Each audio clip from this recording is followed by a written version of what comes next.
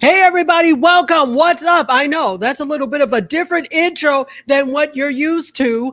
And that's because we're doing something a little bit different today. I'm live right now coming to you from the present, but the show is coming to you from the past. Yeah, MC Curtis was accosted by the cows again, and they're summoning him back to Houston. They weren't pleased with the way he handled the situation. And so it's just me today. But guess what we did? MC Curtis and I actually recorded all the stories that we're going to discuss today. We did that yesterday and had the show yesterday. But I said, you know what? I'm going to come on and let you guys know. I'll be in the comments so we can yuck it up and cut up in the comments. And you can have any comments you like about any of the stories we talked about.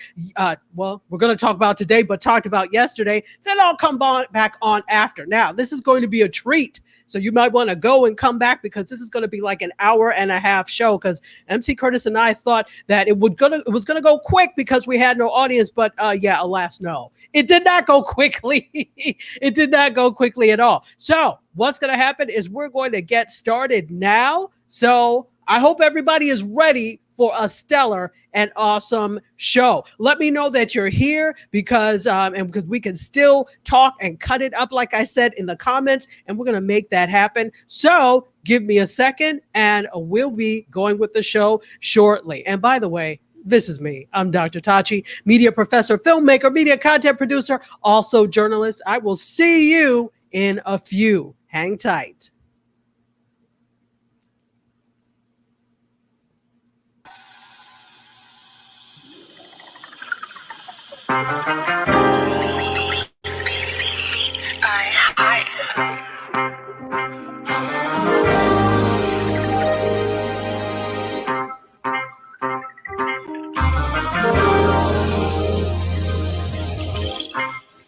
Yeah, Close the doors, walk across the corridor. We got something to show you. Media is our repertoire. Fed up with the same news, no channel to use. Cruise control mentalities, here we offer you. We gon' show you a new way. The content, it never strays from positive and uplifting. Once a week, the scope gifted. With the presence of your eyes, what a distraction. Beautiful to soul, especially in action. This year, not ration. Came in abundance, films like in sun. What's up, everyone? Welcome to another riveting week of the show and the experience we call MediaScope. That's right. It happens every week here on all these platforms that you're watching at 6 p.m. Eastern Time. Guess who I am? My name is Tachi. I'm a media professor, filmmaker, media content producer. I am also a journalist. It's not just me. I would not want to do this by myself because it's a lot of damn work. So the person who does a lot of the heavy behind the scenes lifting, that would be a one MC Curtis. Hey, what's happening? What's happening with you? Super excited. Yeah, not a whole lot. We're just, yeah. I'm convinced that by night you're fighting crimes and this is your that's your alter ego, and then you come like Clark Kent and you're like Yeah, not a whole lot. I'm just a regular guy. I don't always know what to say sometimes, I'm just like, yeah. So Oh, you usually find something to say. You usually find something to say at some point. And I know that you're a little bit. So let me let you in on a little bit of something. We are actually coming to you from the past. we are. Right, MC? We are. Past. We're coming to you from the past. The cows have subpoenaed MC Curtis to come back to Houston. They were dissatisfied with his handling of the situation. He received a letter by Cow Post yesterday summoning him back to Houston. So when I think about the Cow Post, or at least that wording that you just used, it makes me think about the Chick-fil-A signs that you use. Cow.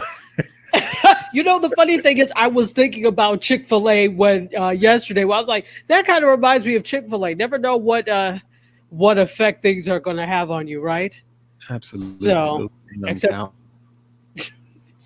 except you're not telling people to eat more chicken. So Yeah, man, I'm telling you, come hang out at the. Mm. At the what? The OK Corral? Come hang out. Check us out every Tuesday and Saturday. Oh, okay, great. You have a fresh 10-gallon hat and Western shirt for your trip? Hey, by the way, what platforms are we on? You're not slick, MC. Do you know? We are. I do know what platforms we're on. Damn it, I know.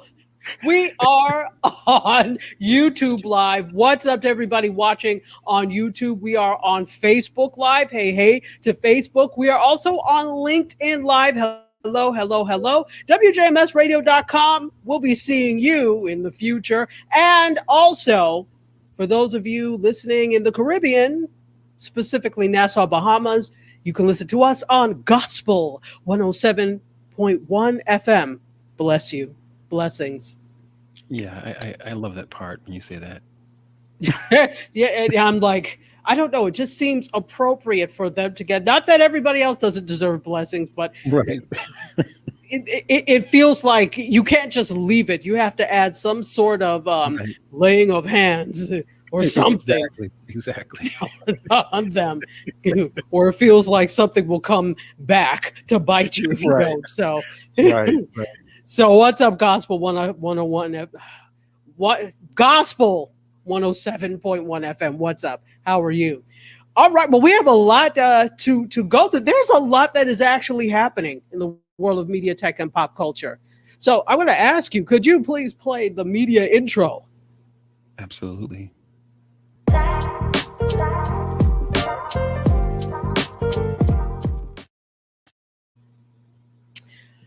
All right. So let me get photo A, please. There is now, my thing is to let you know what is happening, not just technically or, story-wise in the worlds of media, tech, and pop culture, but I also try to give you some other things that are around, like conferences, etc. I love conferences. MC Curtis, aren't you going to a conference? Yeah, I absolutely am. I'm going to, I guess it's kind of, I think yesterday I told you of a spiritual conference of that kind of, but it's more like a business kind of / spiritual conference. So we'll be, kind of, I don't know if that makes any sense. It doesn't, but thank you anyway for trying to explain. That was useless, but thank you. So the business of spiritual business of spirituality, I guess. So that should be interesting. Right. Money Hopefully, cometh now. Not money cometh now. A whole new meaning to rain down on me. Yeah. So, and making it rain. So we'll enjoy it. Make sure you take your pencil and paper. I know how you don't like to write stuff down. So make sure you take a notepad and such and get lots of notes. Oh, there's some in the rain.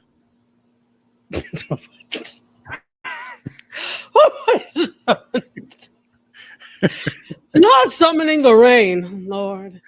Goodness gracious. Well, enjoy it in any case. So, since MC Curtis is going to summon the rain or learning how to make it rain a little bit better, I'll tell you about this. Actually, this really cool conference that's coming here. This is not coming here, but coming to a screen near you. It is the Adobe Max Conference. It's a creativity conference. And I told you all about this last week. And I told you it was coming. So it's a free virtual event, October 26th through the 28th. And all you have to do is register. You can go to max.adobe.com. Again, max.adobe.com. There are over 400 sessions that are connected with this, and it's free. Look, I am of the belief, what do I always say? Be more. This is one way that I'm trying to give you to level up and be more Maybe you're looking for ways to create assets and use them in your business or use them in your live stream like we all do. This is a perfect thing for you. And they've got an educational track. They've got all sorts of different tracks. So really, if you can, and you don't have to be there the whole time, you know how we all are, busy as ever. So Right. pick the sessions that you want and then go to those. It's free. I mean, Well, you know what I think too. It's also interesting because with this pandemic, this COVID just kind of lingering, it feels like it just doesn't want to go away. It really, it has really placed so many of us in the content creation space, whether we want to or not.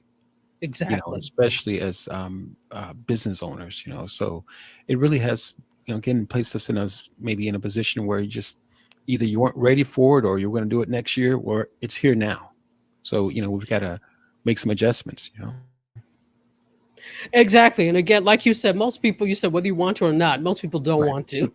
Okay. Or, Absolutely. this is the interesting thing. There are a lot of accidental or unintentional streamers and creators Right. that love it now. They've been doing it. And it's interesting. Remember, we had the Gentleman's Corner on that, Right. and I met those brothers in CQ and Club Quarantine, which, by the way, let me take this opportunity to say publicly, D-Nice, congratulations on executing a flawless, beautiful event. This past weekend, Sunday actually, was CQ Live at the Hollywood Bowl in LA, and it was sold out. It was packed. 17,000 people were there, and Wow. it was amazing. So, obviously I wanted to go, but I was not going to go. It wasn't for me to go right now, right? I have a lot of stuff to do. So I Right. wanted to go, but I did not feel like I missed anything. Beyond meeting people in person, I did not feel like I missed anything because everybody was so? streaming it.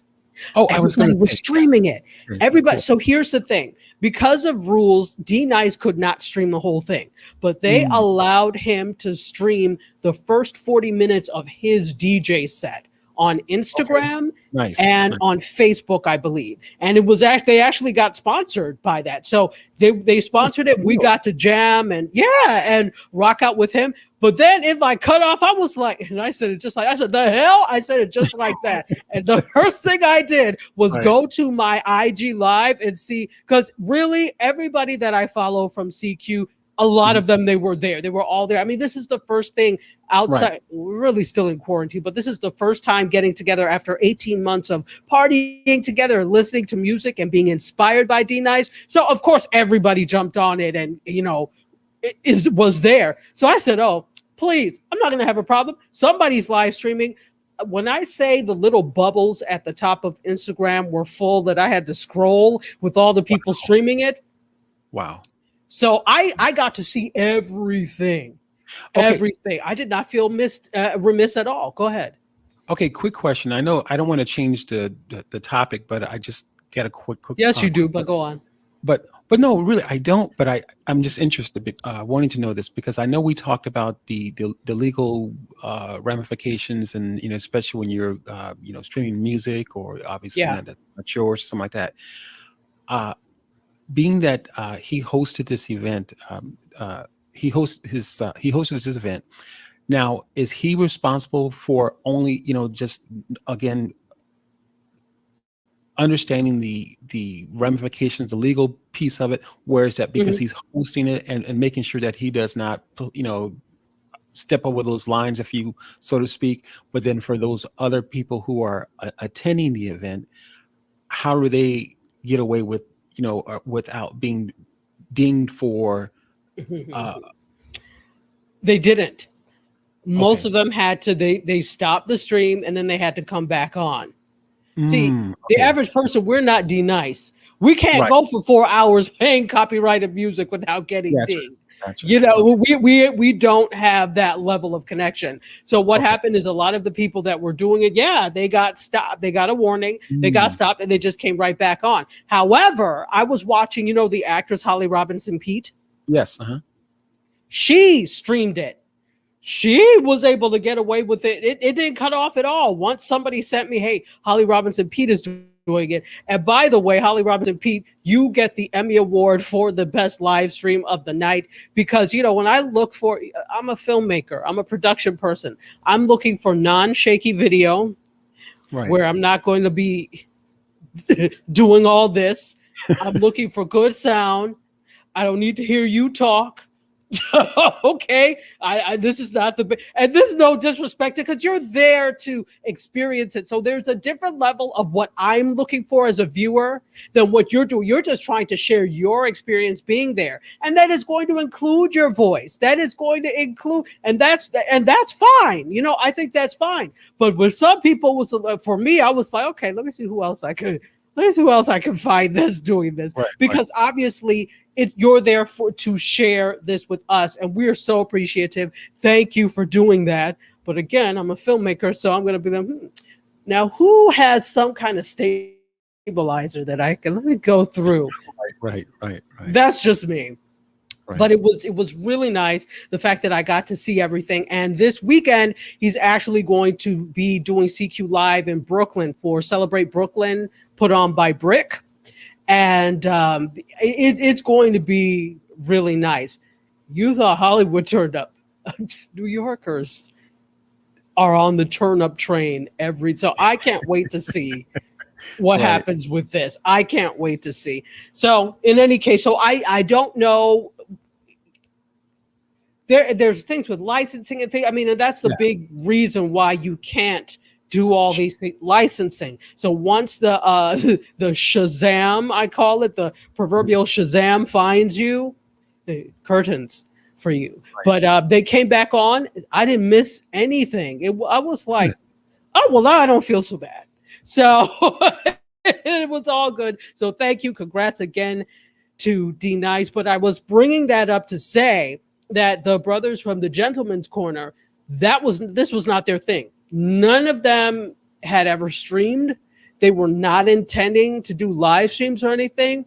It was just it was the moment. And it's not just them. A lot of people took this opportunity while we were holed up to live stream and to share their lives and any information they have with us. So yeah, I think that's kind of cool. It is cool. Yeah, it's absolutely very cool, because I think at this time, you know, for a lot of us, it just really provoked us to slow down. You know, it really did. It really did. Which is why I'm so proud that we've been doing this for 6 years now. At this point, 6 years. We have. So, you know, before all of this, there were a lot of us. And I think that's what we have to remember too, that before the quarantine and before all of this, there were a lot of us that were already in the space, live streaming and doing things. But the good thing is that now that a lot of people are doing it, it brings attention, I think, to in some way, shape, or form to those of us who have been doing it, because we've, you know, mastered it basically in terms of, all right, we've been looking for because remember, we started when it was only vertical video, right? When you didn't have a choice. We started when you could not multicast, when you had to have several devices that go between them. We started in the what do you want to call it? The dungeon, the ditch. Yeah, absolutely. We started at that lowly place and just kind of made it work, and we were actually streaming to multiple platforms before there were actually a restream in some of those other platforms, you know, via before commercial encoders. Yeah, absolutely. So, yeah, pat yourself on the back, MC. Yeah, I am. There's no drinks today, but you know, dang it, maybe tomorrow. And I hence that's why I guess that's why there's a little bit of from you, because you know there are not going to be any drinks today. Anyway, I think I'll get through it. Yeah, you'll make it. Don't worry about it. So anyway, check out Adobe Max. It can help you for all those live streams, all those pieces of content you want to create for social media, and how other people are using it. Again, October 26th through the 28th, go to max.adobe.com and register. It's free. Why would you not? And if you don't come ask me well, what can I do? I'm telling you what you can do now.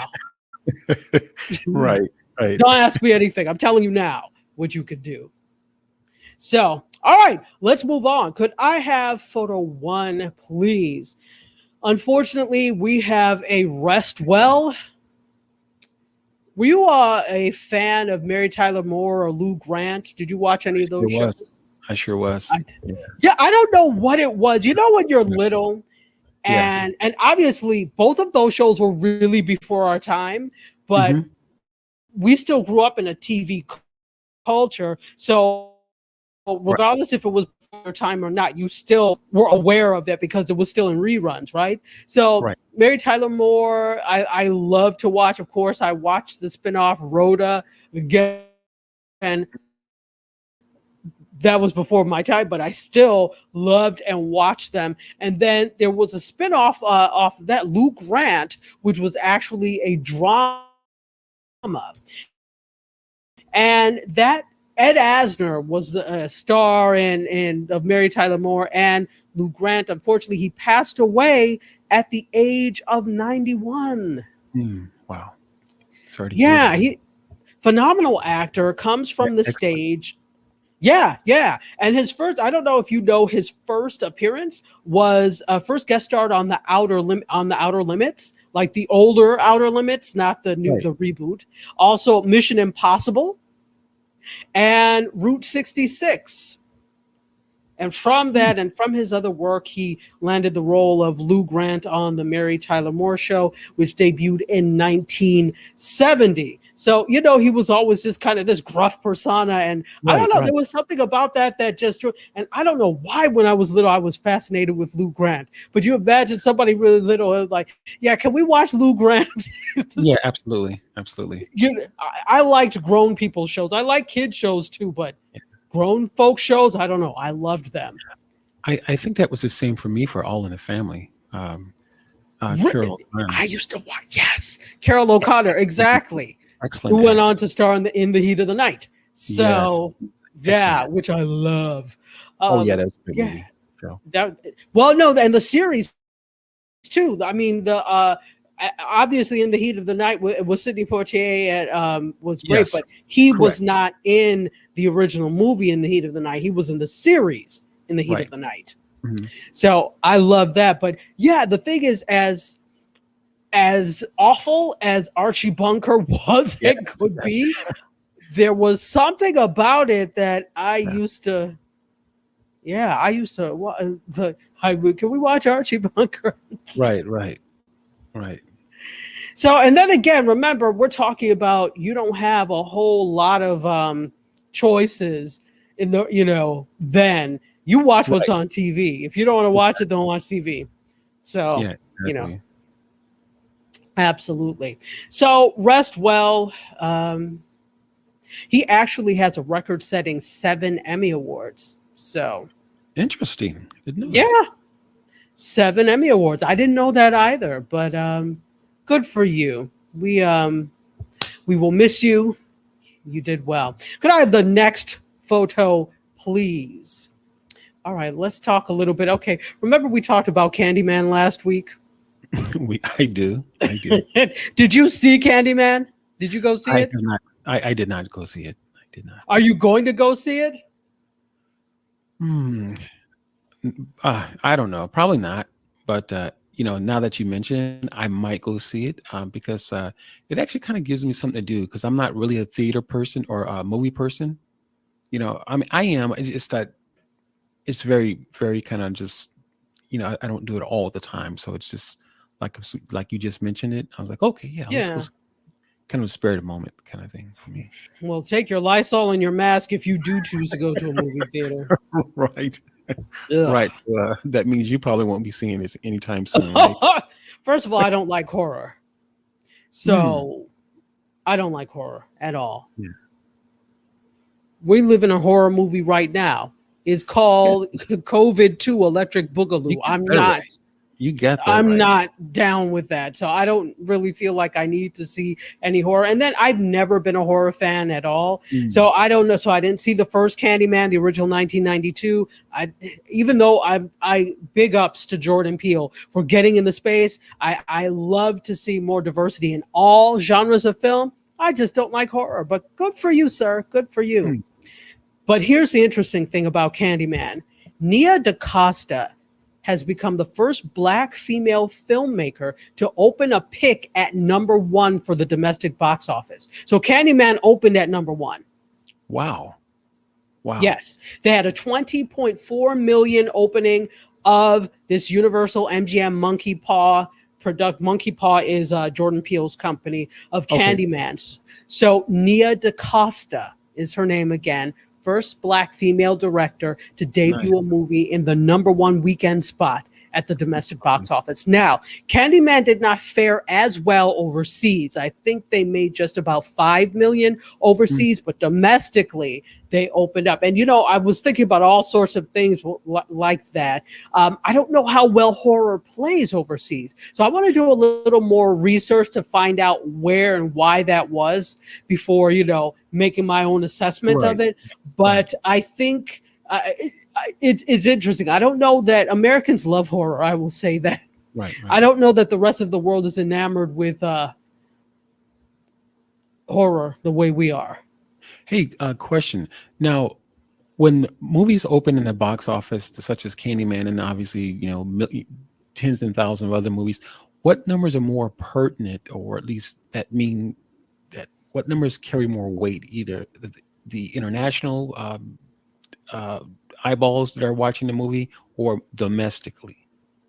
That's a really good question, actually. So really, it's all of it, right? It's not that it necessarily carries more weight. Obviously, we're in the U.S. It's a good thing. And then this is interesting. The U.S. market for movies is actually third in the world.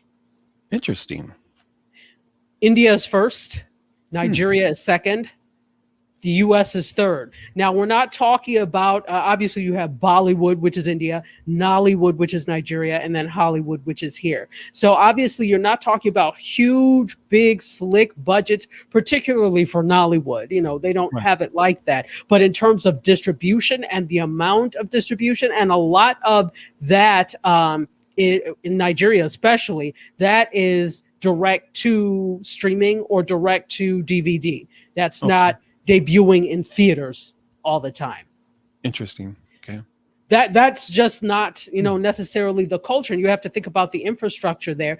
Right. There are theaters, obviously, in the larger cities like that. But that's not, the thing is, you watch it at home on your way. And I remember when video exploded in Nigeria. I remember very well. Everybody was like, I have to get a VHS and that type of thing, right? Because it's interesting to watch. So it all matters. It all matters.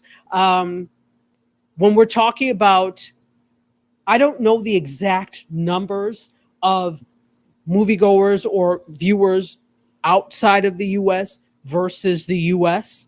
Obviously, probably a lot of the money, maybe up to half, is going to be made domestically. But then you look at larger markets like China. China is always a determinant of how, because they're a big movie culture as well. So if something does well in China, you probably are talking about hitting a big mark. And the thing is with, like, let's look at Black Panther, right? They hit that $1 billion mark really quickly. So it was domestic, but it was also a hit overseas. Interesting. Very interesting. Yeah. Now, is it possible, being that be it India or Nigeria and some of the other different countries outside of the U.S., that they could have some of recently released movies that are actually going to DVD, but yet not DVD in the U.S. because of their infrastructure? You mean us producing it or them producing it? Well, us producing it, but obviously they would have the rights, but again, because of their infrastructure. So maybe not having access to theaters such as we have here, or as many theaters, but because of their infrastructure, they would have it on DVD, yet, but on DVD in some of the other countries, but yet also just, not yet on DVD here in the States. Is that possible? That's a good question. I don't think so. I think that the default is the US, and that when it goes to DVD, it goes to DVD globally, not just, it's not like it, because think about it. If they did that, somebody would find a way to get it here, and you know what I'm saying? Right, and absolutely. have it. So the whole thing is there are these windows. There's a window of when it has to premiere theatrically, then a window of when it's allowed to go to streaming and Blu-ray and DVD. So there are these windows that to me are ridiculous and artificial, but that's the way the industry has moved. Although we're moving quickly away from that because of pandemic, right? Pandemic has made the need to get this entertainment quickly more pressing than it was before. So I venture to say, there may be something I don't know, but I venture to say no, that global releases are global releases. And when it comes on streaming or DVD, it's worldwide, not just for one particular region. Gotcha. Okay. Yeah. Well, but good question, MC Curtis. Thank you for it. The more you know. Look at that. Absolutely. So anyway, back to Nia DaCosta and Candyman. So Candyman, by the way, is the second highest grossing 3-day domestic box office opening, as I said, for a Black female director, a record that was owned by Ava DuVernay and A Wrinkle in Time. It debuted at number 2 spot over the weekend of March 9th through 11th, 2018, with 33.1 million behind the fourth weekend Black Panther, which was number 1 and opened domestically at 40.8 million. That's a lot of money. Heck yeah. I mean, for the first weekend, because it's like, that's what you're looking at. You're looking at that first weekend to amass as much as you possibly can, because you probably spent $100 million on this film.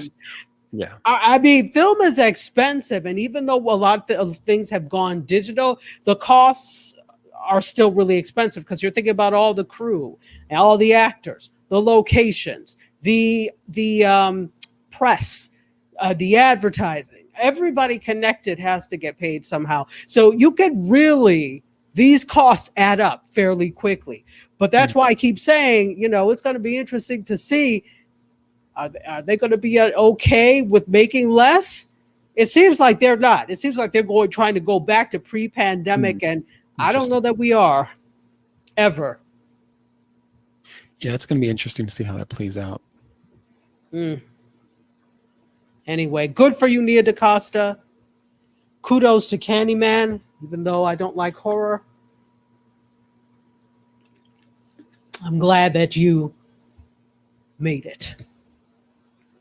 Let's keep moving, ladies and gentlemen. First of all, let me reintroduce myself. In case you happen to be joining us just now, we're coming to you from the past.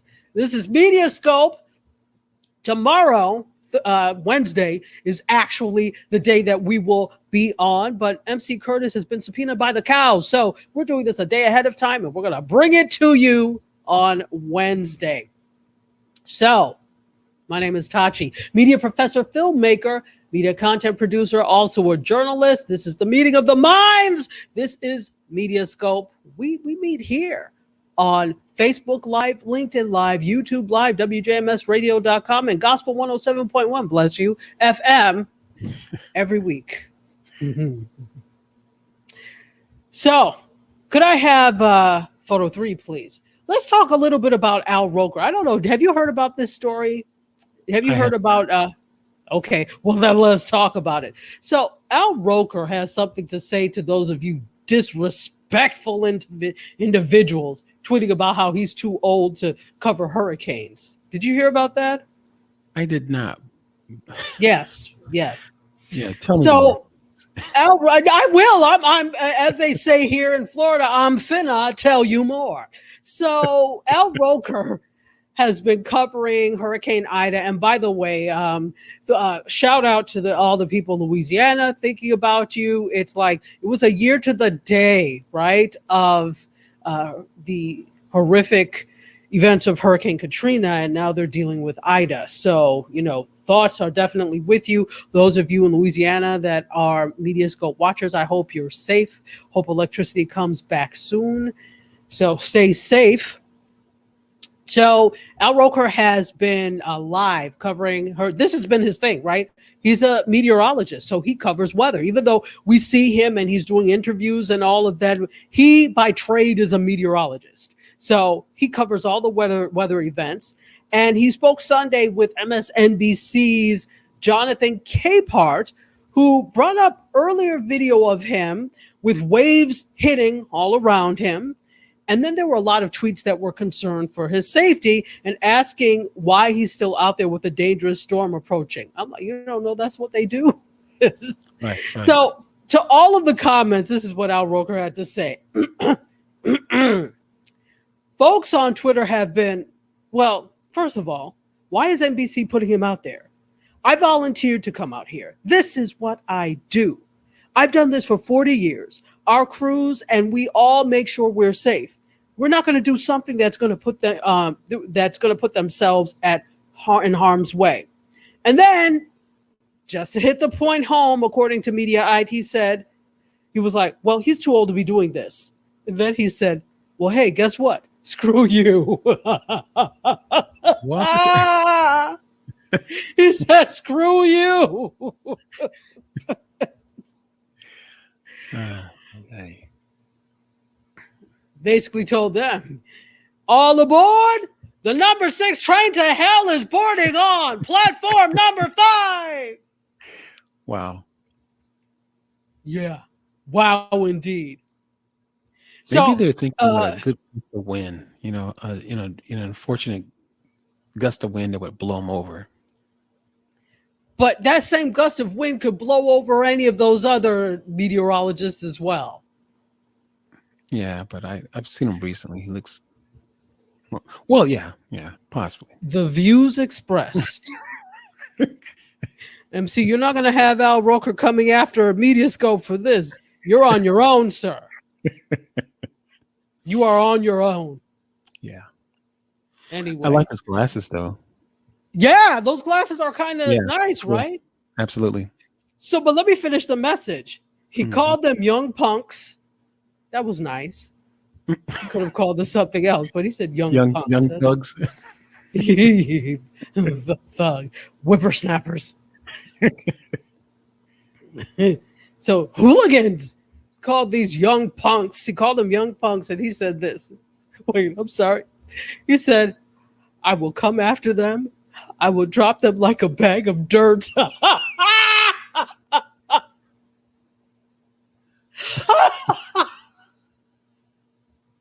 He will come after you and drop you like a bag of dirt. You know what that sounds like? That sounds like he's got some pull with Mother Nature. As like a superhero or something, some kind of. You would know. You yourself are a superhero, alter ego MC Curtis. Yeah, I think he might have some connection with Mother Nature. So what is his superhero name, since you know so much? I don't know, Meteor Man or Windy Man. There's your nomenclature, yo. There's already a Meteor Man movie. Remember, Robert Townsend played Meteor Man. Well, maybe he's Windy Man or something, because he said he'd drop him like a bag of dirt.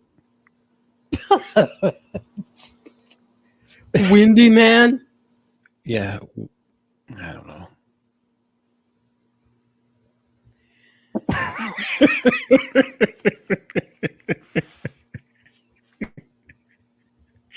Windy Man does not sound like anything to be scared of.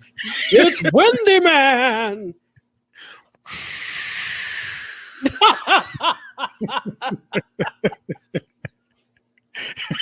Hold on to your wigs. Down there.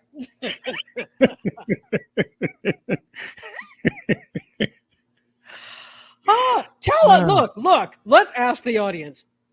I want you to put in the comments, if Al Roker was a superhero, right? had a superhero alter ego, what would his name be? MC Curtis is in there with Windy Man, which I think doesn't sound like anything to be afraid of. Have you ever been in a really strong wind? It can be pretty dangerous. Hurricane sounds dangerous. Yeah, like hurricane-like winds. Cyclone sounds that could be him, right? I don't know if there's a superhero named Cyclone. I suspect there is. That's a good name, yeah. So Cyclone, right? What's your guess? Like Cyclone? I said Windy Man. I'm saying Cyclone. Okay. By day, he's a mild, meek meteorologist. At night, he becomes the Cyclone. Okay. Cyclone. That's my guess. So put your guesses for what, or your thoughts for what Al Roker, what his alter ego would be. And you know what? Put it in there because I'll actually send it to him. Not that he'll see it, but I'll actually send it to him and I'll tell him we took a poll of what your superhero are. MC Curtis is convinced that you are actually a superhero. You've got some sort of pact with Mother Nature, and we came up with these names for your alter ego. I'll send it to him. So. Well, hey, I think that's spot on because, how you read that, I felt that, I felt that. Seriously. I'm sorry.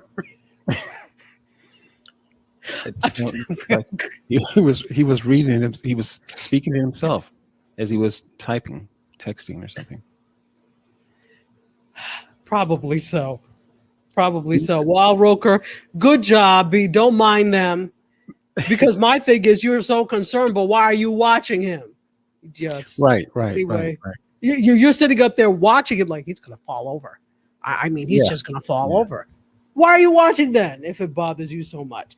And if he's cool with it, you like it, I love it. Whatever. None of my affair.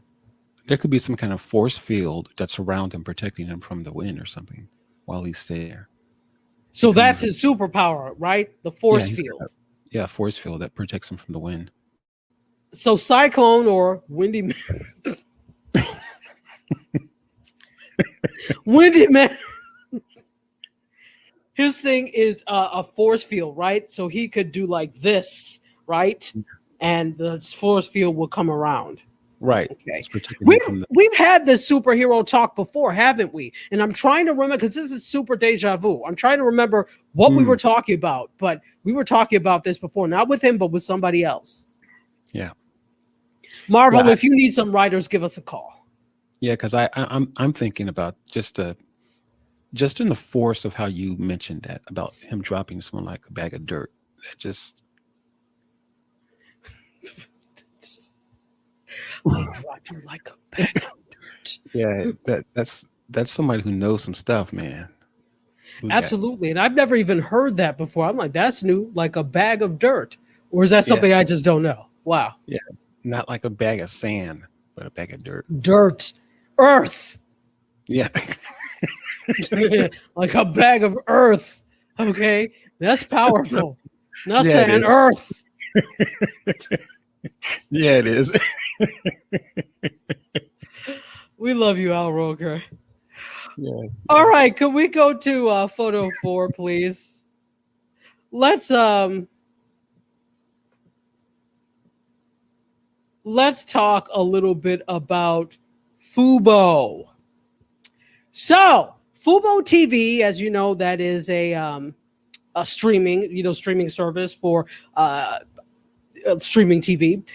They are set to press play on a free gaming service. Gaming is huge. Fubo is looking to get in on it. So Fubo TV is actually a sports-focused multi-channel video programming distributor. And they are going to have predictive integrated free-to-play games and fan view live features starting today is the 31st, so on September 2nd. It's in 2 days' time. Wow. Which is Thursday. They're going to do that. So this is actually supposed to, it's in beta right now, and it's exiting beta to coincide with the South American Football Confederation qualifying matches and the Qatar World Cup 2022 soccer tournament. They have the exclusive streaming rights to the South American Football Confederation match through March of 2022. So what is this going to do? This gaming enhancement is going to enable Fubo TV viewers to tap into a reduced size video player to stream live matches from this conference, to match stats with FanView, and to play free prediction-style games on the same screen. So all of this would take place on the same screen. Wow, that's really that's cool. A lot going on. It is cool. A lot going on, but that's really cool, actually. Yeah. So the David Gandler is Fubo TV's CEO and co-founder and says this: "We believe this will mark the first time any company has integrated live streaming television, free games, and live stats within the same platform on the big screen." That's going to be very, very interesting because, if it's a success, it sounds like it already is, but I mean, on a level where now it's coming out of beta, now you have the audience participating. Now. Absolutely. That could be, very. That's the key.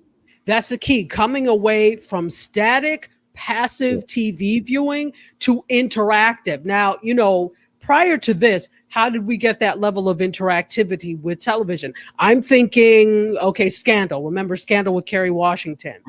Every time Scandal was on, the Twitterverse was all aflutter.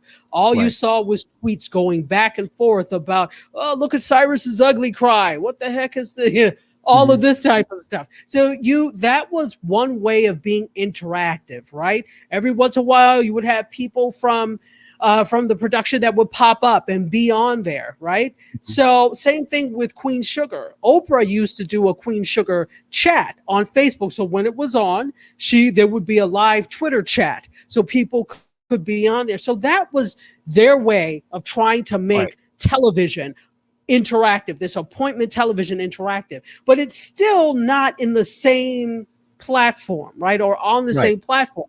This is really the first time that you're seeing that. I think this has huge implications, not just for sports, but for watching along and playing along with other types of programming. Can you imagine if this had existed when Scandal was on? Absolutely. Yeah. It'd be just, absolutely. And I bring up Scandal because it was such a phenomenon. It was such a huge show. It had so many people that were dedicated to watching the gladiators every week that had they had this interactive piece, I mean, I don't know what to do. Yeah, absolutely. Absolutely. So I think this is amazing because this really talks about the direction of television going into the interactive space. We tried to do it, what is it? VR and AR are still not where they could be in terms of entertainment. I think part of it is because we get interrupted with the bulkiness of the headset.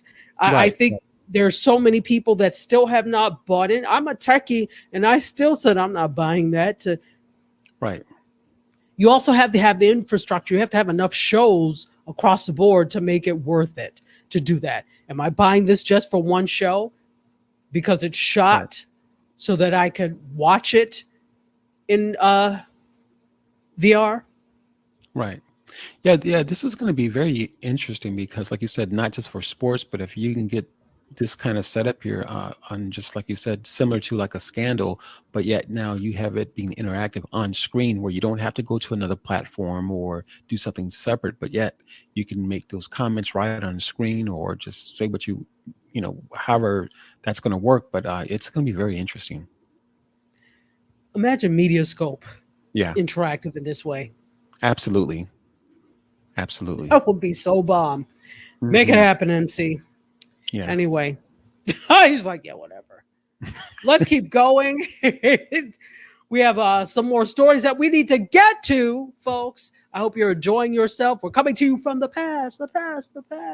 MediaScope, all things media, tech, and pop culture. My name is Tachi, media professor, filmmaker, media content producer, also a journalist, and that's MC Curtis. Hey, everybody. Anyway, where did that dark, the Batman, the Dark Knight voice come from? Oh, I don't know.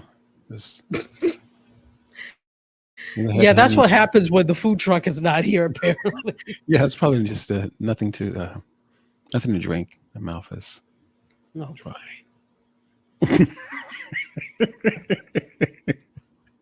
Let's go to photo 5. Let's just go to photo 5.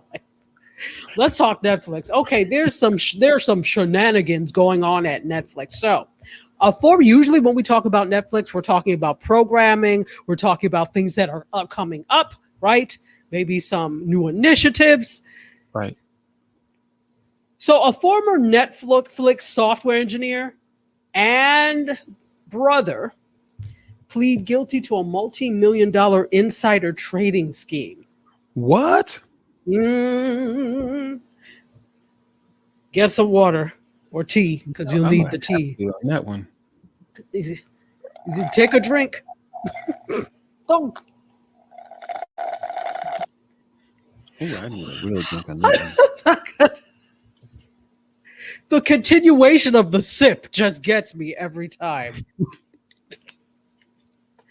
So, one of 3, actually, there's an update to this story according to Deadline. There were 3 of them. So, one of 3 former Netflix software engineers was charged with insider trading by the Securities and Exchange Commission, and he has pleaded guilty. Sung Mo Jun, who's 49, and his brother Jun Jun, 45, pleaded guilty today in the U.S. District Court in Seattle to securities fraud stemming from their roles in an insider trading ring that they say generated more than $1 million in illegal proceeds, according to the acting attorney, U.S. Attorney Tessa M. Gorman. Let me stop right there. $1 million, that's it? Yeah, I'm thinking the same thing, Tachi. Yeah. Now, you know I am not a fan of crime. I detest crime. I think you need to pay if you did the crime. But if you're going to do crime, $1 million, this better have been for like 100 million. Then I could say, okay, well, you done had your fun, fine, go on to. But 1 million, when you spend $1 from the 1 million, you're no longer a millionaire. Well, you know, it's interesting because I'm thinking along the same lines that you are, because Netflix, investors in Netflix, they have had a field day with Netflix in regards to the returns. You know, Netflix stock just going through the roof. So yeah, what happened? Even let me tell you, let me tell you what happened. Take another sip before we do that. It seems like you need something before. Yeah, I'll take a sip too. Yeah, go ahead.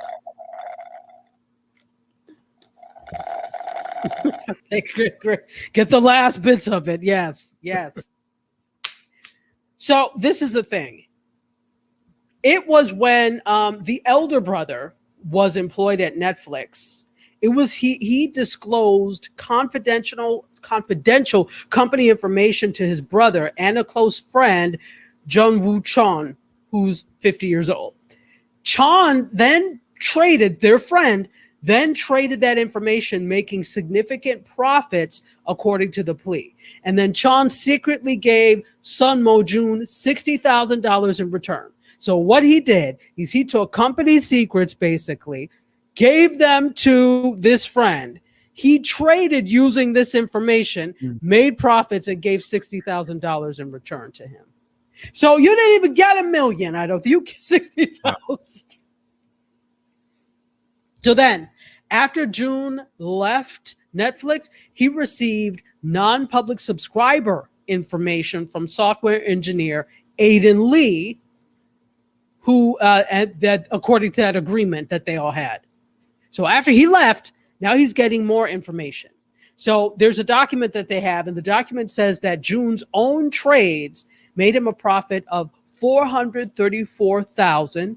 His brother made $215,000 and some change, and the co-conspirator June Won Chan made $521,000 and some change.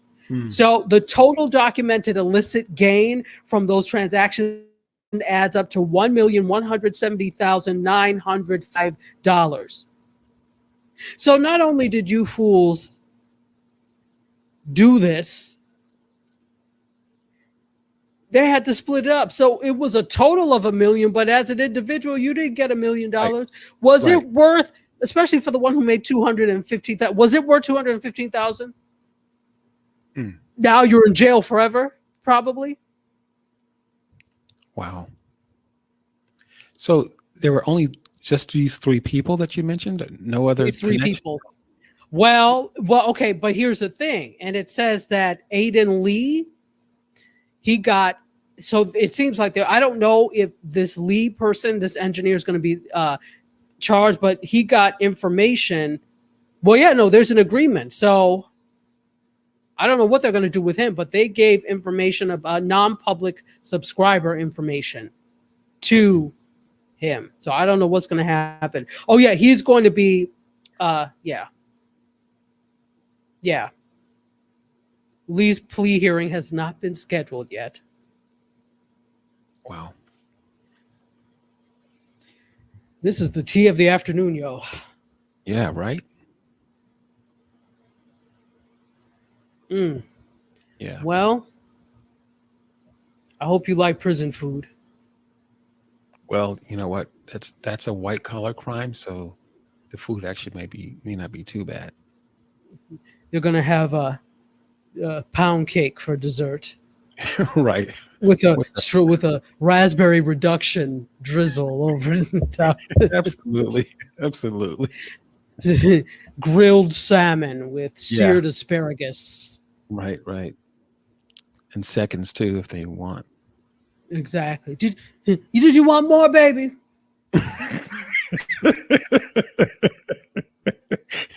You want some more, baby? Come here.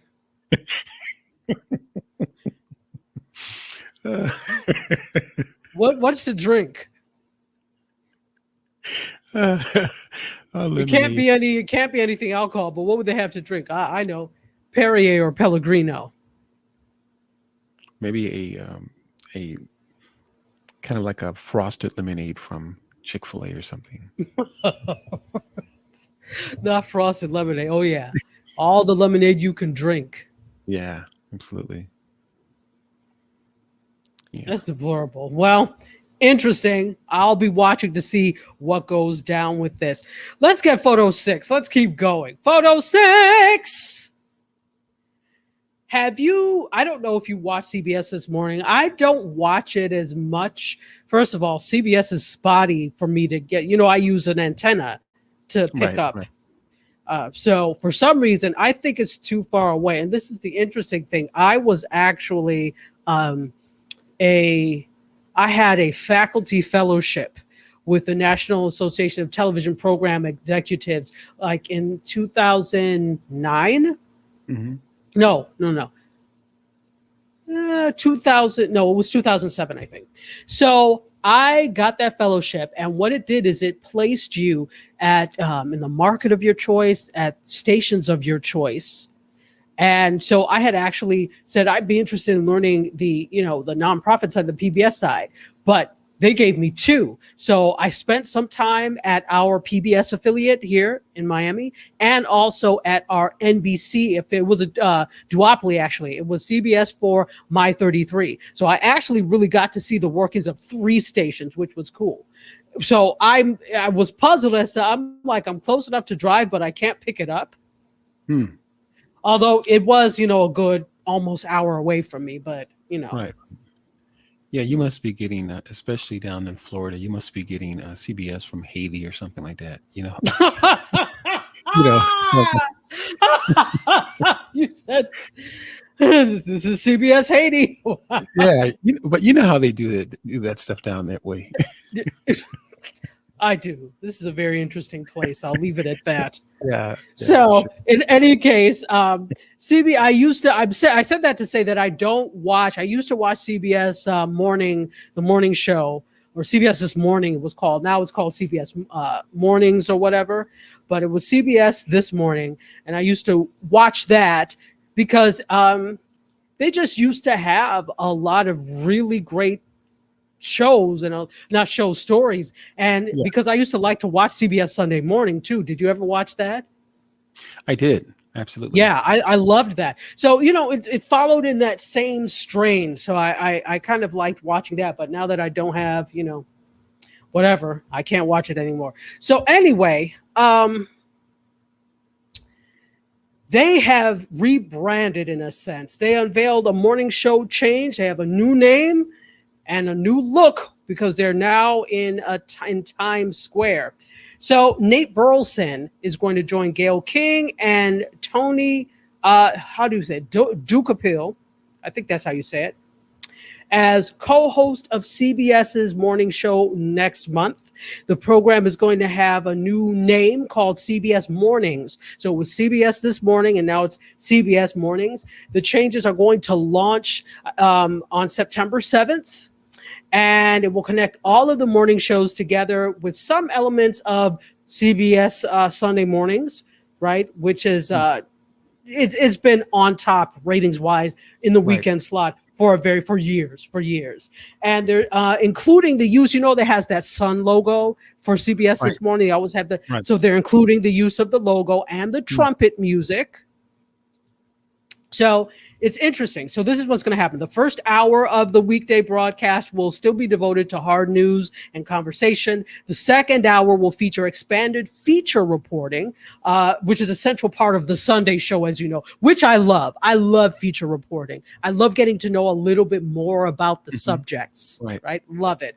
And this, there's also going to be live interviews, culture pieces from Anthony Mason, who recently was a co-host, and Vlad Duthiers, I think is how you say the name, with the What to Watch segment. So they're really expanding and doing some interesting things. They're also going to broadcast from a new Times Square studio, which was a previously announced change for the show. The space that was previously, and if you are an MTV watcher, you'll know this. It was the studio that MTV's Total Request Live was in. Interesting. So, But yeah. So they're like, go ahead. you know what this sounds like? It sounds like a few people are probably out of a job. You said it. I didn't. Because they've got each of those three people there probably have like 4 jobs, right? And so the other people who are No, these staffing, are the talent. They're getting the big bucks. They're not doing anything but what they're supposed to do here. right. But yeah, it sounds like they've kind of condensed a lot of stuff, and so that means that Usually when there's a shift or a change, maybe not out of a job, but maybe shifting certain people to different roles. okay. It does. I don't have any information about what those specific changes are, but I can venture to say that is probably the case. Right. So this is what they say. Burleson told Deadline Hollywood there's something special about being in the heart of the city. So visually, aesthetically, there's a new look. But as far as the show itself, we want to stick with the rich tradition that we have of staying true to our journalistic approach early in the 7 o'clock hour, giving people what we need. And then we tap into storytelling, and we have individuals all across the board, not just our set or on our set, but the weekend crew, all of our correspondents and reporters in the field. And I have to say, they do journalism well. They do journalism and storytelling very well. That's one of the reasons I used to like to watch it. So this is interesting. It is. I'm just curious, how have they been able to stick to their way of reporting the news, being that so many different news platforms have either swung to more of a kind of a Democratic view or a Republican view, kind of, so how have they been able to kind of remain in the middle, if so to speak? Okay, so you mean partisan? Yeah, without letting exactly. partisanism. So where you have, despite what people say, usually these are stupid people who don't have much, and I'm saying it's stupid and I'm not going to walk back. These are stupid people who don't have much information on the way that journalism works. And so they'll be the ones to call the mainstream media bias. I'm not saying there's no media bias. Absolutely, there is. You're human. There's always going to be bias when you're doing things, but you try to reduce the bias by enacting certain, devices and doing certain things. So, those are always the people that are saying, bias. Okay. So generally where you have these, we're talking about opinion news shows. Fox is all opinion, all opinion. MSNBC tends to be a lot of opinion with news. And so they're all trying to do informed opinion. Right. That's what they're all trying to do. Some don't do it as well as others. Some don't do it at all, even though that's what they call it. So when we're looking at the birth of cable news, we also had the birth of informed opinion shows. And that's what you see quite a bit on cable, right? Right. But with broadcast, there's a difference, right? Trying to remain in that middle or have that middle ground and report facts can be a difficult thing, right? Sure. I have to say that I think CBS does a pretty good job of that. Mm-hmm. And I think many networks have journalists that do a stellar job, with the exception of a few, which I'm sure you can guess what I'm going to say. Yeah. Because I hate when I see people put on news and journalism that is opinion, that is obviously there to sway and to fan fumes, or to light fires that don't exist. That's not journalism, and they're not journalists. Anyway, I get off of my soapbox, but yeah, in answer to your question, that's what is so. Interesting. So how have they been able to stay? By sticking true to what they've been doing for years and years. Mm-hmm. Good journalism, having good. Let's look at it. One of the former top journalists in the country, Walter Cronkite, was a CBS person, and he's lauded as a journalist, right? So that same tradition of Walter Cronkite, that same tradition of 60 Minutes, that same tradition of CBS Sunday Morning, right?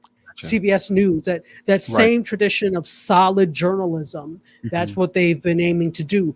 Now, that doesn't mean they're perfect. They are not, but. Right. So anyway, I hope that answers your question. If not, we're moving on. Anyway. Yeah, let's do that. Okay. Let's do that. We have a few more stories for you. Can we have photo 7, please? Let's talk a little bit about Jon Stewart. Now, we haven't seen or heard much from Jon Stewart since he left The Daily Show 6 years ago. If you remember, Jon Stewart was a former host of The Daily Show that Trevor Noah has now taken over. But now Apple TV, who desperately needs some programming, has set a September premiere or Apple TV Plus has set a September premiere for Jon Stewart's television return. That's right, ladies and gentlemen, Jon Stewart is coming back to television on a show called The Problem with Jon Stewart. So it's actually been more than 6 years since he's left. So he's coming back. It's going to debut. It's going to be called The Problem with Jon Stewart. So why did he leave The Daily Show in the first place? So just kind of taking a hiatus, or I don't know the story behind that. Good question. I don't remember the story of him leaving. I don't know if it was a fact of, or the fact that he felt it was time to move on. Right, sometimes after 6 years of doing something, and that's a lot of work. There's a lot of research involved with what he did, right? Because again, You have to know the stories, research them, understand. You're interviewing people on there. You have to be funny because you're a comedian, right? So the thing that draws people in is the fact that it's also a comedic look at this, but there's truth behind the stories on the Daily Show. Absolutely. You know, the stories are true, and then you give your comedic spin. So that's a lot of work. And doing that for 6+ years. Wow. Daily Show, we came on at about the same time. MediaScope and the Daily Show. Wow. Did we? Anyway. Yeah, with him as host anyway. Okay. 2015. And it was just around that time, I think, that he started hosting the Daily Show. Okay, cool. Yeah. So, September 30th, at the end of next month, it is going to premiere. And Apple describes the show as this: a multiple season single issue series taking a deep dive on the issues affecting us most. That's very vague. Thank you, Apple. And there's also going to be a companion podcast to this, which will, here we go, extend the conversation from each episode. More vagueness, but okay. So they're going to premiere every other week. So new episodes will premiere every other week, and new episodes of the podcast will be released weekly. So they'll have the television, the show on Apple TV plus the podcast. So good for you, Jon Stewart. Yeah. Jon Stewart is actually hilarious. So it'll be good to see him back on TV. Yeah. Fantastic. All right. Off of Jon Stewart, on to our next piece. Let me see. We're getting close to time, and we want to respect your time. So let's go with photo 8, please. All right. What's going on? Speaking of Apple, they may be desperately trying to find new programming, but they're also trying to find new music, because Apple TV has bought classical music service Primephonic. So they're trying to expand their classical music offering, and they announced actually just yesterday that they acquired Primephonic. So it's an Amsterdam-based service. How interesting is this? Because Spotify also based in... No, so wait, SoundCloud is based... Spotify too, I think, is based in Europe. Sure. I think so. I know SoundCloud definitely. I want to say that Spotify is basically... I'll have to look that up. Put it in the comments for me, but I'll look it up by the time you see it. But whatever, put it in the comments. Or I'll put it in the comments tomorrow, because I will be in the comments tomorrow making comments as this is replaying. So we will still have our fun and foolishness. Serena, I'm expecting you with the food truck. So you're on notice. They are actually based in Sweden. I just looked it up. Yes, Sweden. I knew it. They were based in Europe. So Spotify is based in Sweden. Yes, and I know SoundCloud is based in Europe as well. So Spotify is based in Sweden. And so again, here we go. They're based in Amsterdam. And they are going to... Primephonic is shutting down for good September 7th. And Apple is readying the launch of a classical music app based on their own streaming service. So not only did they... all you have to do is follow the breadcrumbs, people, as Terry Johnson Online likes to say. Follow the breadcrumbs. They're buying this. This means they're not only trying to increase, but they're probably doing something with it. So it's going to be its own Apple classical music app. So here's the thing. They say...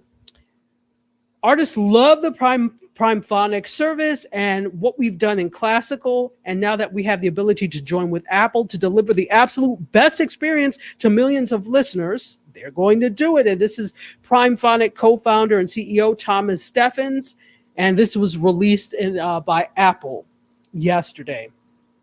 Well, good for you. And whenever we hear about music, we often don't think about classical, do we?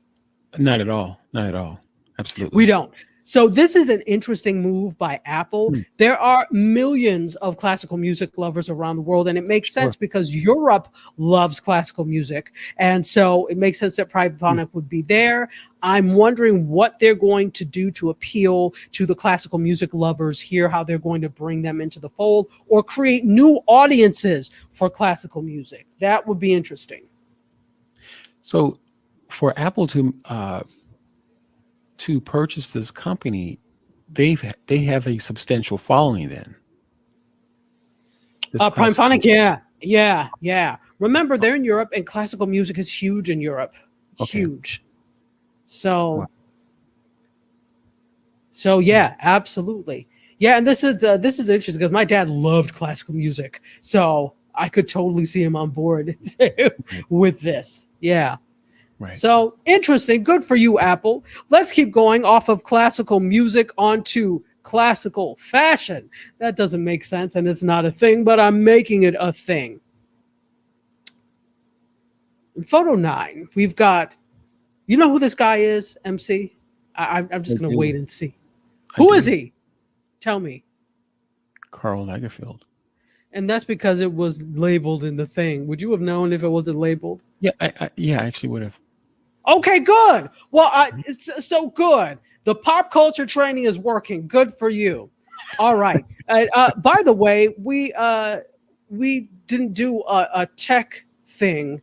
No, we're still kind of in media. So sorry. We don't need to do that yet. All right. So Disney Plus is planning a French series on Karl Lagerfeld.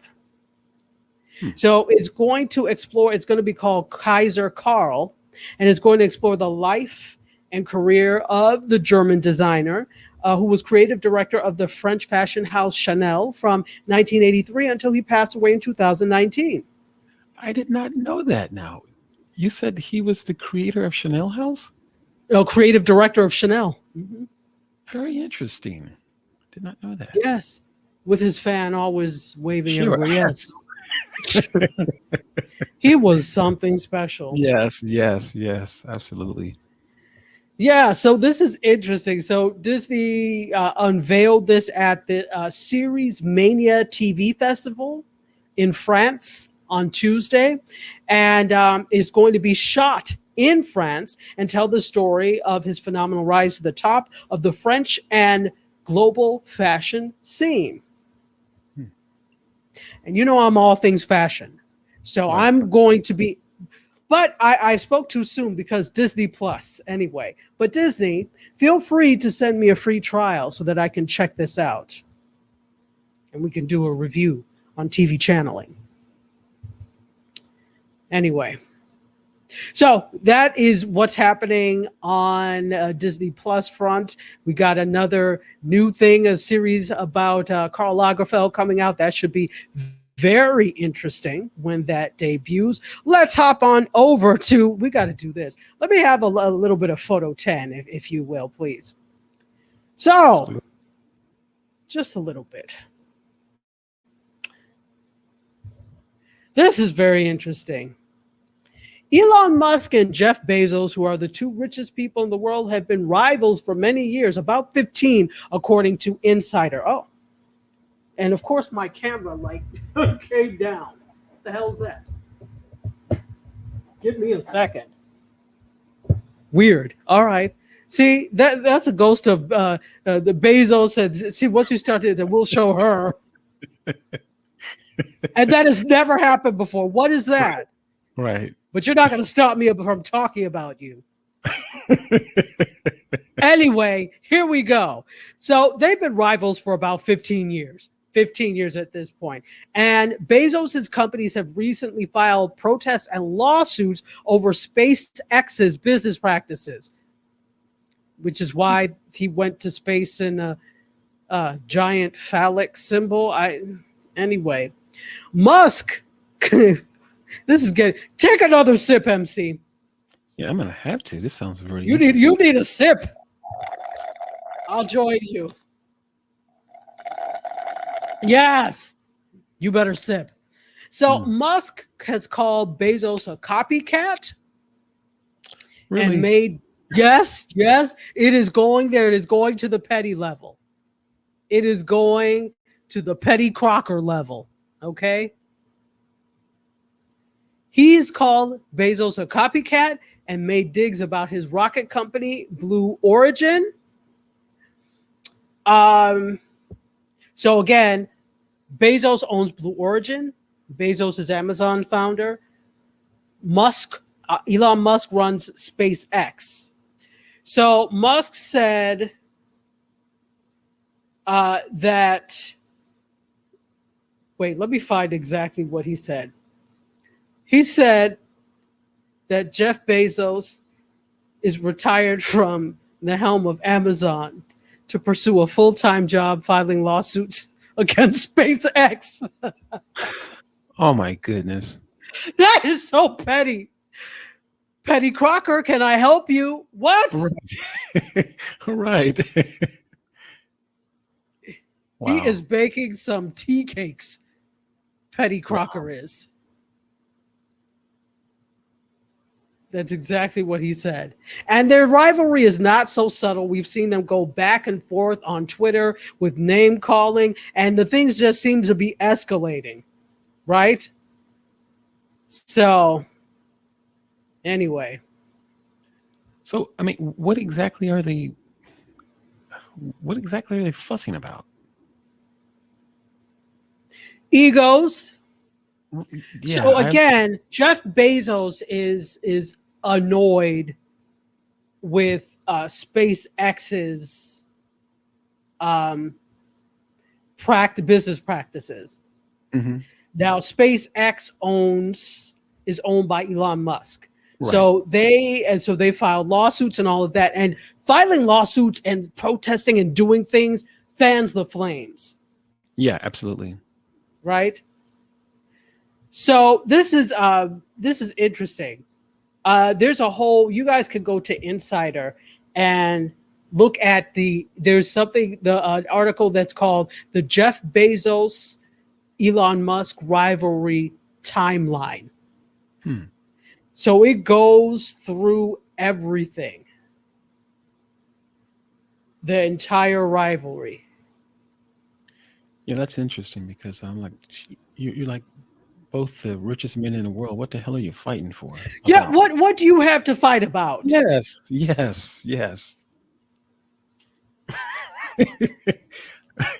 So is because okay, SpaceX, did they actually make it to space before Bezos did?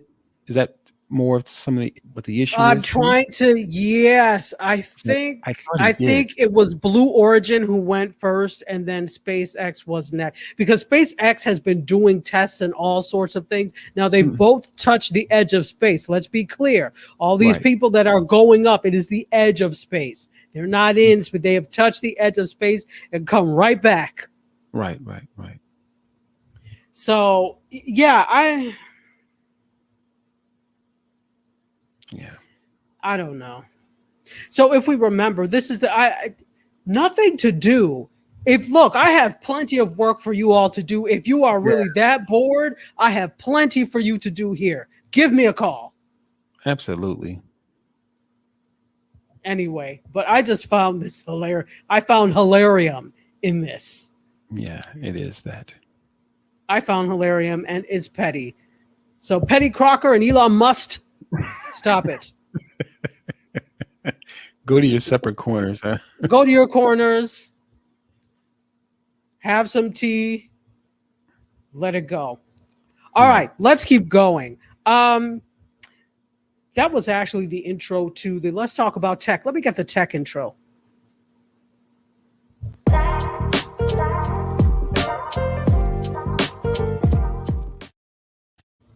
All right, that was our first tech story. This is our second one. Let me go to photo 11, please. Let's have a little Peloton news. If you remember, I talked about the fact that Peloton had recalled a lot of their machines because there were safety issues with them, right? As expensive as those are, you should be able to fly to space. Right. There should be no issues.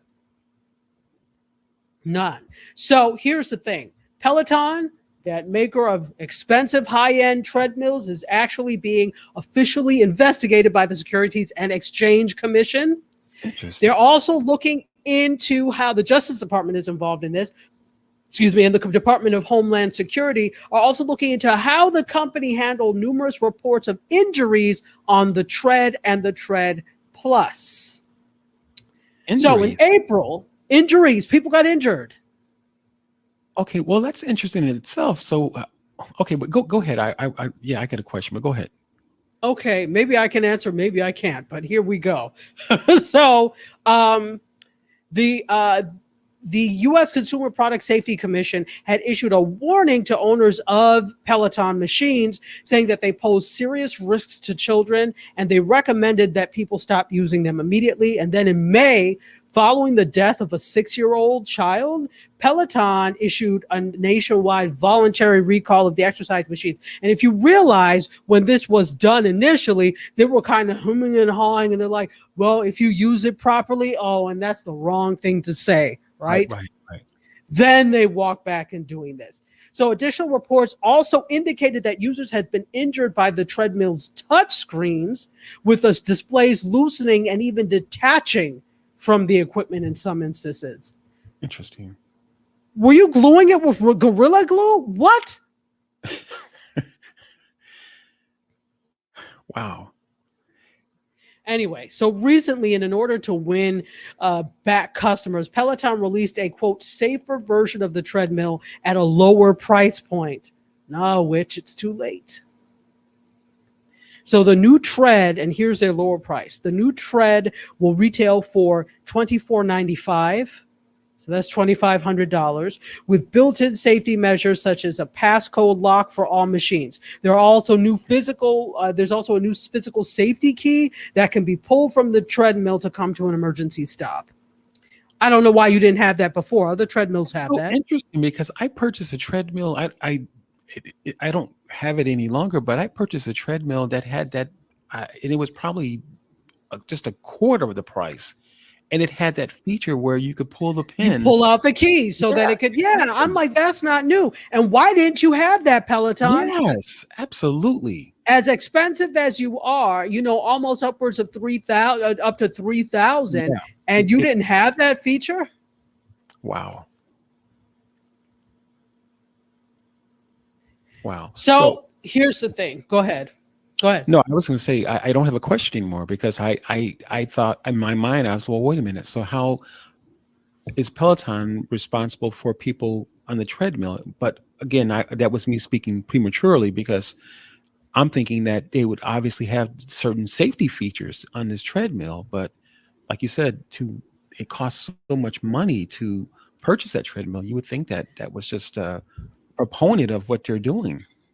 You spoke too soon, mon frere. Yeah, I sure did. Wow. Anyway, let's have a final story. Let's go to let me get photo 15 now. And with that, let me have the pop culture intro.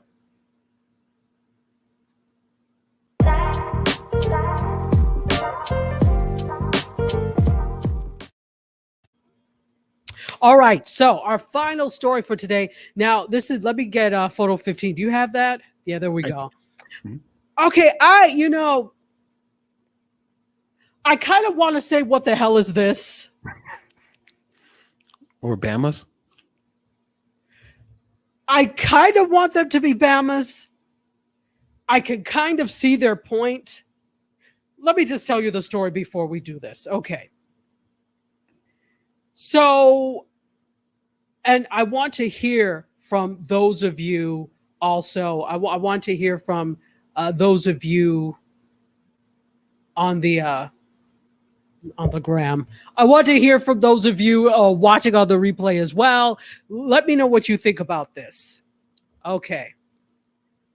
So there was a couple, this couple that you see pictured here. They are a newlywed couple,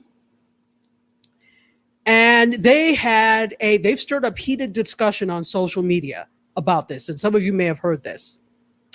What they did is they had a wedding, a destination wedding at Royalton Negril Resort and Spa in Jamaica. They had to pay $120 per person, right, for this. They invited, according to Blavity, invited 109 people to their wedding, but only 101 showed up. So apparently this was a big deal for them because they spent $120 for the unused seats at the resort. Apparently these people just didn't come. They didn't say they weren't coming, etc. So what they did, as you can see in there's a piece of paper. They sent a bill for $120 or however many you RSVP'd for to the people who did not come.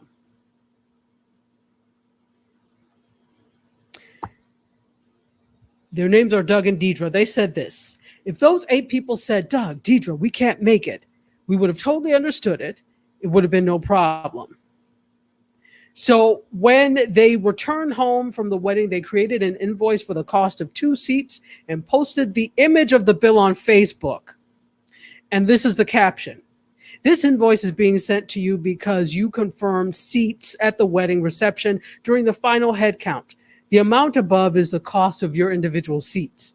Because you didn't call or give us proper notice that you wouldn't be in attendance, this is the amount you owe us for paying for your seats. I want to know, what do you think about this? Oh.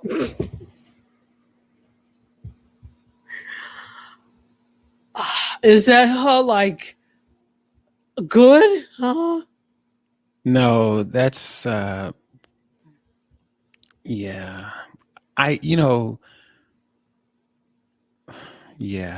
I think you're Bama's for sure. Okay. I think you're Bama So for you sure. would give them the Bama of the week. Why? Please explain why they get the Bama of the week.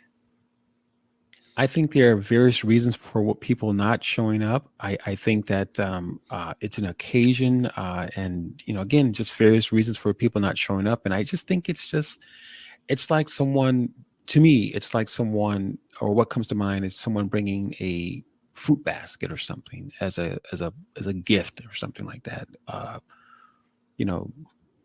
fruit basket or something, or some kind of cake or dessert, and the person taking the dessert home with them.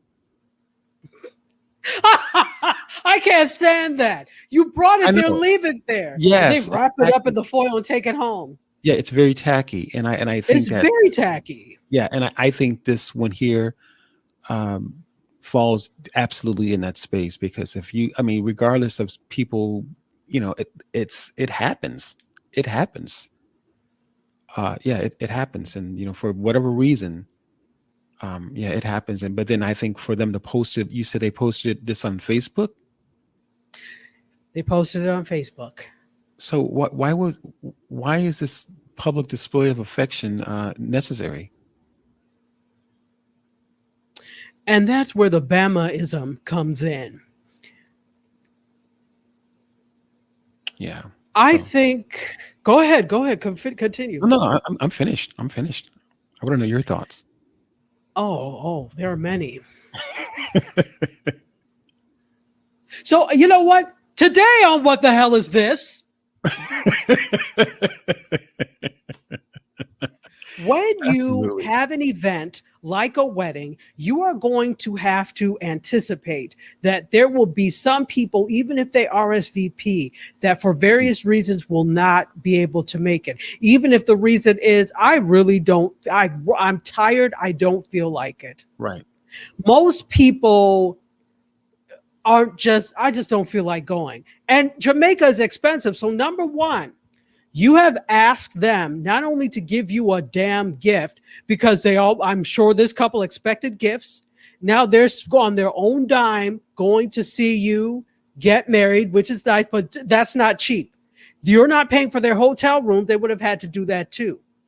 Right. You invited somebody, maybe they don't have it, but they wanted to be there for you. How do you think it makes them feel that now they're going to have to incur a bill Because guess what? Paying for that was probably going to be cheaper than them paying for coming to your wedding. Right.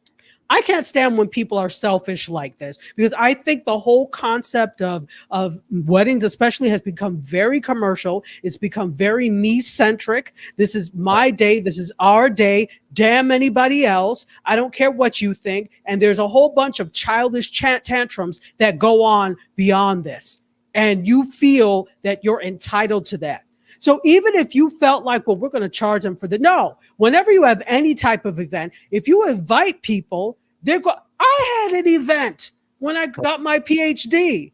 I invited people, and I knew that some of them weren't going to be able to come. Regardless, you still have to pay the hotel for whatever it is. Absolutely. Absolutely. There's a certain minimum or whatever that they had, whatever. You still have to pay, and you're going to have to learn that you have to eat that cost. Absolutely. But just real quick now, how many people RSVP'd? Because there were quite a people from what I'm 101. And how many people showed 101 up? came. 101 came. I guess they all RSVP'd. 109 people RSVP'd, but only 101 came. So 8 people did not come. And those are the 8. Those are the people they want to charge. You know what? I think that is absolutely, they can consider themselves very fortunate. Because that 100 that you had almost 100% attendance. Absolutely. Yes. Absolutely, Tachi. Absolutely. Absolutely. And I think the other piece of it too is it's almost like putting a cost to a particular, for each of the guests and charging them for a gift that you thought you would have, that you assumed or presumed that you were going to get. You didn't get it yet, but yet this particular guest is worth this much. I'm going to get this gift that I'm expecting. I haven't seen it yet. I don't know what the gift is going to be, but this is a cost that I'm assuming that whatever their gift might be, I'm locking in on this cost, $50 per person or something like that. And here's your bill for that, the gift that I would have gotten. Absolutely. There's just these ridiculous expectations that people have when they are it's especially with a wedding, and it's a joyous event, but you expect your business and problems to be everybody else's as well. If you're that petty crocker that you are now charging them for this also meant that you couldn't afford to have all that, and you're counting every penny. I'm not saying this is not like thousands that you're out. This is like, maybe that's about $1,000 or so. Absolutely. Not thousands. And I'm not trying to count your pennies, but you know what? You should be counting your pennies. If you can't afford to do this huge destination wedding, don't do it. Don't make that everybody else's problem. Wow. And here's my second problem. You posted this on Facebook. Whose business is this? That should have been a private thing. Now, if one of your other guests said, look at what these Bamas did and posted it on Facebook, that's another thing. You posted it on Facebook telling people expect to get, and guess what? People probably know who was invited. They're talking about, Sonny and Sabrina. Right.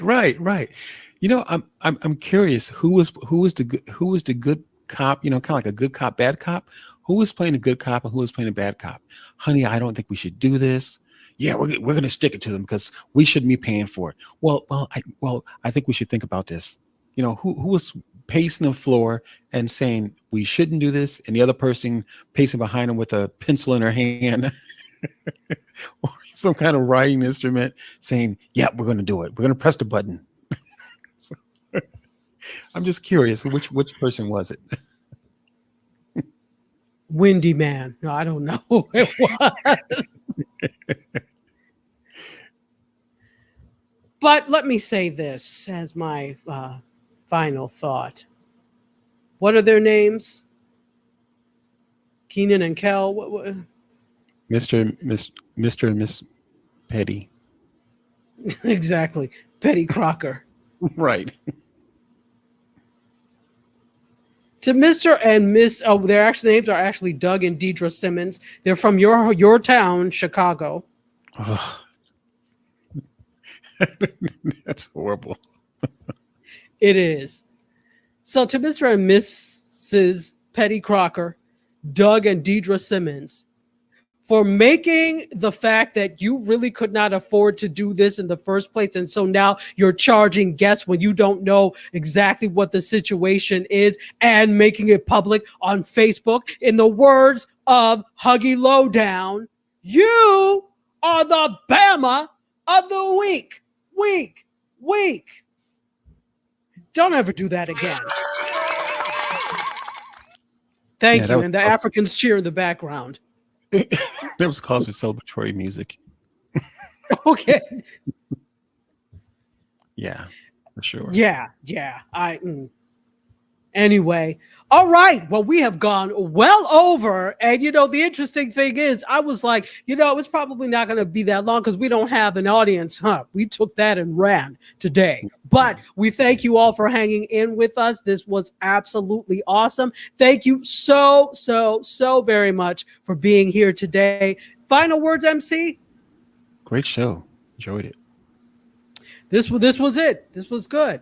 So we will see you all tomorrow.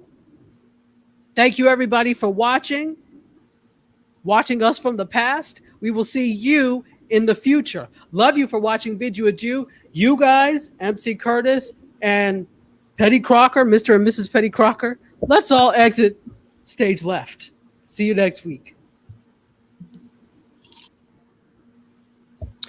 Okay, what's up, everyone? Welcome back. You saw me in the comments. I was there. So if you are just joining, welcome. I am Tachi, media professor, filmmaker, media content producer, also journalist. And we actually recorded that yesterday because MC Curtis had to go out of town. So we said, you know what? We're going to record it and then play it. So I apologize. I noticed it was like, sometimes when there's a little bit of a connection thing, it was making the video a little glitchy. So I apologize for that. But, after a while it got going and there we were. So let me say what's up to everybody that's watching on Facebook Live, on LinkedIn Live, on YouTube Live, listening on WJMSradio.com, and the people that will listen tomorrow on Gospel 107.1 FM. Bless you. As I always say, Nadine, thank you so much for being here. Also, Serena Wills, the queen of food truckery and minister of libation and assistant food truck queen, Terry Johnson, thank you so much for being here. We had a bunch of people that were here today. One of my former students was here. Also, let's see, I'm like looking at all the past comments and everything.